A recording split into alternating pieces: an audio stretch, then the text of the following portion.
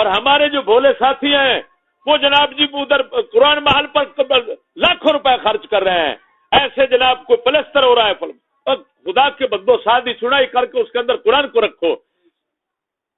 اب جس کے اندر قرآن، جس دل کے اندر قرآن کی عزت ہے اس پر لگاؤ یار، اس کا دل راضی کرو. مومن کی عزت جو ہے وہ زیادہ ہے اور اس کو ملوز رکھنا ضروری ہے. ہمارے دوست جو ہے نا قرآن محل بنا رہے ہیں نا حضرت صاحب نے، یہ اعتدال پر رہنا بڑی بات ہوتی ہے. یہ بات ذہن میں رکھنا. سنتے ہیں تو دنیا دار لوگ جو ہے نا دنیا میں یہ لوگ افراد کا شکار ہو جاتے ہیں، حد سے آگے بڑھ جاتے ہیں. قرآن محل شریف بن رہے ہیں، اب ان کے اندر غلب ہو رہا ہے، افراط ہو رہا ہے، حد سے بڑھ تجاوز ہو رہا ہے. ہاں جی، فضولیات میں پڑھ رہے ہیں کہ قرآن محل پر لاکھوں روپے لگ رہے ہیں، ان پر ٹائلیں لگ رہی ہیں، رنگین ہو رہا ہے جناب جی، پھر میناریاں بن رہی ہیں، فلان بن رہا ہے، جن چیزوں کی مسجد کے اندر بھی اجازت نہیں تھی.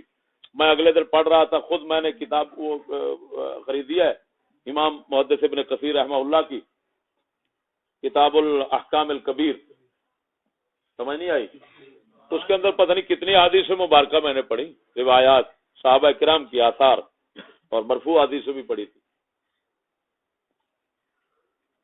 ایک موقوف ایک حضرت موقوف روایت تھی، حضرت عبداللہ ابن عمر رضی اللہ تعالیٰ کہیں نماز پڑھنے گئے مسجد پر کنگرے لگے ہوئے. آپ نماز میں شریک نہیں ہو، باہر نکل گئے. کسی نے کہا حضرت آپ نماز نہیں پڑھی. آپ نے فرمایا مسجد کو بنانے والا کون ہے، اس کو کہو یہ گرا دے، یہ کنگرے گرا دے. یہ تو جیسے کافر اپنے بت نصب کرتے ہیں عبادت پوجا پاٹ کے لیے، تم نے وہ کر رکھا ہے. کمال ہے اس کی کیا ہے. یعنی مساجد کو سادہ رکھتے تھے وہ لوگ. جو خرچ ہوتا تھا دین پر کیا مطلب؟ اللہ کے بندوں پر خرچ ہوتا تھا. یہ منافقت شمار ہوتی ہے کہ اللہ کے گھر پر خرچ ہو اور اللہ کے بندے مرتے رہیں، مومنین تڑپتے رہیں، ان کی ہزاروں ضرورتیں جو ہیں وہ اسی طرح رہیں، اور ہزاروں ضرورتیں جو ہیں وہ پڑی رہیں، پوری نہ ہو، وہ پریشانی میں مبتلا رہے. کبھی وہ عزت بیچنے پر ہو، کبھی کسی کے ساتھ فراڈ چکر بازی کرنے پر آ جائے، کبھی کسی گناہ پر آمادہ ہو جائے، اس کا خیال نہ رکھنا. اب مساجد پر دیکھ لے ٹائلیں لگ رہی ہیں. یہ ظالم لوگ یہ سمجھتے ہیں کہ یہ خدا کو راضی کرنے کے لیے خدا کا گھر سنوارنا ہے. ارے بھائی، یہ خدا کا گھر نہیں، یہ خدا کی عبادت کا گھر ہے. ایک ہے خدا کا گھر، وہ تو ذاتی بے گھر ہے، اس کا کوئی گھر ہی نہیں ہے. کعبہ اور مساجد اس کی عبادت کا گھر ہے، اور اللہ کے مومن کا دل یہ اس کی یاد اور اس کی معرفت کا گھر ہے. یہ اس کی معرفت کا گھر ہے. از ہزاراں کعبہ یک دل بہتر ہے. مثنوی رومی میں فرماتے ہیں مولا روم ترجمان حقیقت و معرفت، اب فرماتے ہیں از ہزاراں کعبہ یک دل بہتر ہے. مومن کا دل ہو، کافر کے دل کی بات نہیں ہوتی. مومن کا دل ہو. میں نے پڑھا، دیکھو مومن کی قدر جو لوگ جانتے تھے وہ کیا لوگ تھے. یہ فقراء لوگ مومن کی قدر سے فقیر بنتے ہیں، ذہن میں رکھنا. اسی وجہ سے شیخ سعدی بلبل شیراز فرماتے ہیں رحمہ اللہ، بزرگ طریقت وجز خدمت خلق نیس بتسبیح و سجادہ و دلق نیس. فرمایا طریقت اگر پوچھتے ہو تو نبی کا طریقہ کیا ہے؟ فرمایا خدمت خلق. خدمت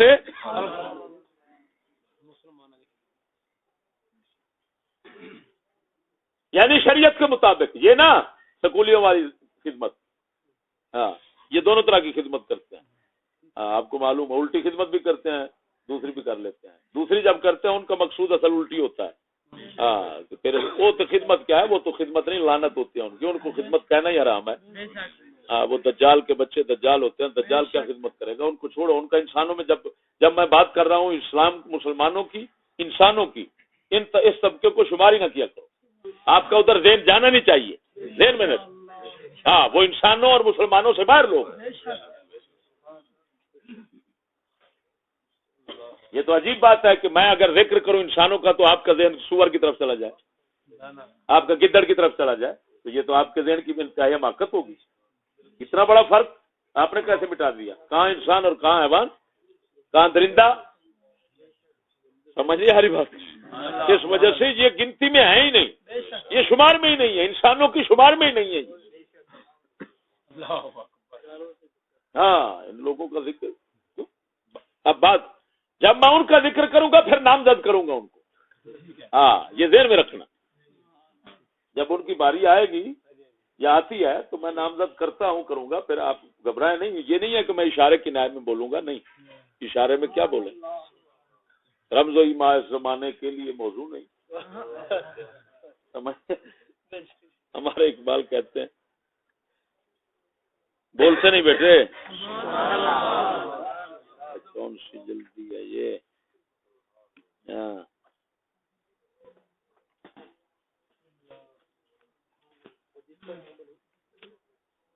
ماجملک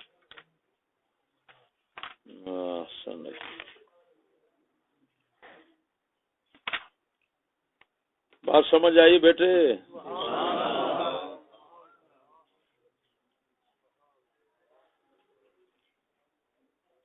ماتیا باقی میں بالک بس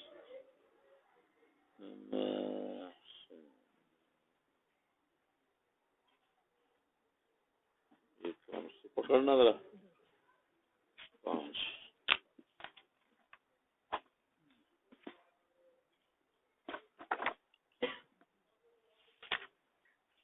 اچھا